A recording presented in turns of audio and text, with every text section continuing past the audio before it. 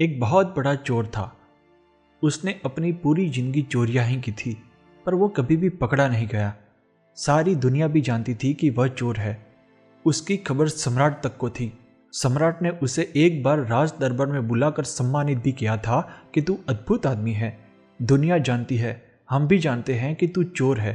तूने कभी अपनी असलियत छिपाई भी नहीं और चोरी करते वक्त तू कभी पकड़ाया भी नहीं। तेरी कला अद्भुत है।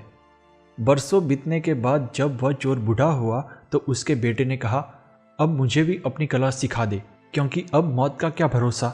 तो बूढ़े बाप ने कहा, ठीक है, यह कला तू जानना चाहता है तो सिखा दूंगा। कल रात तू मेरे साथ चल। वह कल अपने लड़के को लेकर गया। उसने सेंध लगाई। लड़का खड़ा खड़ा सब देख रहा था। बूढ़ा चोर इस तरह सेंध लगा रहा था, इतनी तन्मयता से कि कोई चित्रकार जैसे चित्र बनाता हो, कि कोई मूर्तिकार मूर्ति बनाता हो, कि कोई भक्त मंदिर में पूजा करता हो। ऐसी तन्मयता, ऐसा लीन, जैसे इससे कम में काम नहीं चलेगा। वह मास्टर थीप था। वह कोई साधारण चोर नहीं था, सैकड़ों चोरों का गुरु था। लड़का खड़ा खड़ा कंप रहा था। रात को ठंड नहीं थी, लेकिन कंप कभी छूट रही थी।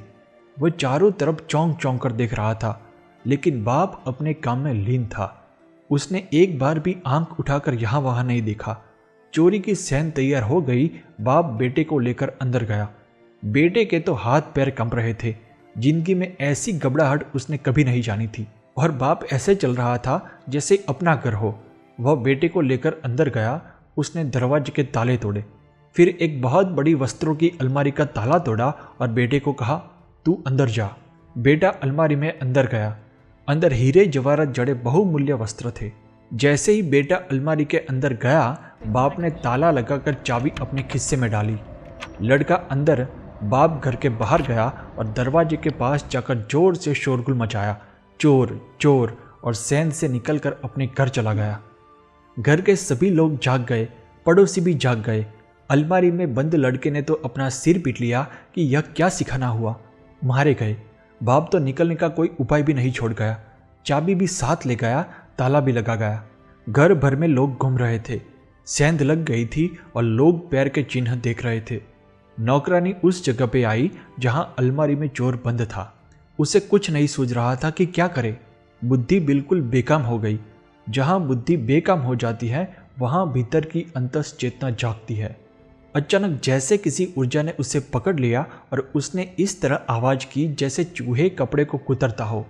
ऐसा उसने अपनी जिंदगी में पहले कभी नहीं किया था। वह खुद भी हैरान हुआ अपने पर।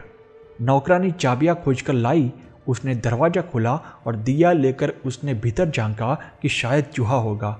जैसे नौकरानी ने दिया लेकर झांका, उसने दिए को फूंक मारकर बुझाया और नौकरानी को धक्का देकर भागा। जब वह सेंध से निकला तब उसे देखकर 10-20 आदमी उसके पीछे भागे। बड़ा शोरगुल मच गया। अड़ोस पड़ोस के सभी लोग इकट्ठे हो गए। वह जान बचाकर भागा। ऐसा वह कभी भागा नहीं था। उसे यह समझ में नहीं आया कि भागने वाला मैं हूं, जैसे कोई और ही भाग रहा है। वह एक कुएं के पास पहुंचा और वहां से चट्टान को उठाकर उसने कुएं में पटका। उसे यह भी नहीं पता था कि यह मैं क्या कर रहा हूं, जैसे कोई और ही करवा रहा है। चट्टान कुएं में गिरी, इसकी आवाज सुनकर सारी भीड़ कुएं के पास इकट्ठी हो गई। सबने समझा कि चोर कुएं में कूद गया है, लेकिन तब चोर झाड़ के पीछे सांस रोक कर खड़ा था। मौका मिलते ही वह दबे पांव वहां से खिसक कर घर गया। उसने मन ही मन खुद से कहा, आज इस बाप को ठीक करना ही पड़ेगा। यह कैसा सिखाना हुआ। वह दरवाजे को धक्का देकर अंदर गया। बिस्तर पर बाप कंबल ओढ़े आराम से सो रहा था। उसने कंबल खींचा और कहा कि यह क्या है, अब क्या मुझे मार डालना चाहते हैं? बाप ने कहा, तू आ गया, बाकी की कहानी सुबह सुन लेंगे, मगर तू सीख गया, अब सिखाने की कोई ज़रूरत नहीं। बेटे ने कहा, अरे कुछ तो कहो, कुछ तो पूछो मेरा हाल, क्योंकि मैं अब सो न पाऊंगा। बेटे ने सब हाल बताया कि ऐसा ऐसा हुआ। बाप ने हंसकर कहा, बस तुझे कला आ गई। यह कला सिखाई नहीं जा सकती, लेकिन तू आखिर मेरा ही बेटा है। मेरा खून तेरी रगों में दौड़ता है। बस हो गया, तुझे चोरी की कला का राज मिल गया। क्योंकि चोर अगर बुद्धि से चलेगा तो फंसेगा। वहां तो बुद्धि छोड़ देनी पड़ती है, क्योंकि हर घड़ी नई है। हर बार नए लोगों के घर चोरी है। हर मकान नए ढंग का है। पुराना अनुभव कुछ काम नहीं आता।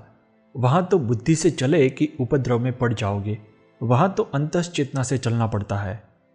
दोस्तों, ओशो अपने प्रवचन में इस कहानी का उल्लेख करते हैं। वो कहते हैं, ध्यान की कला भी चोरी जैसी है, वहाँ बस होश चाहिए। बुद्धि अलग हो जाए तो वहाँ सजागता हो जाती है। जहाँ सजागता हो जाती है वहाँ तुम जाग जाते हो, और जहाँ तुम जाग जाते हो वहाँ विचार अपने आप बंद हो जाते हैं।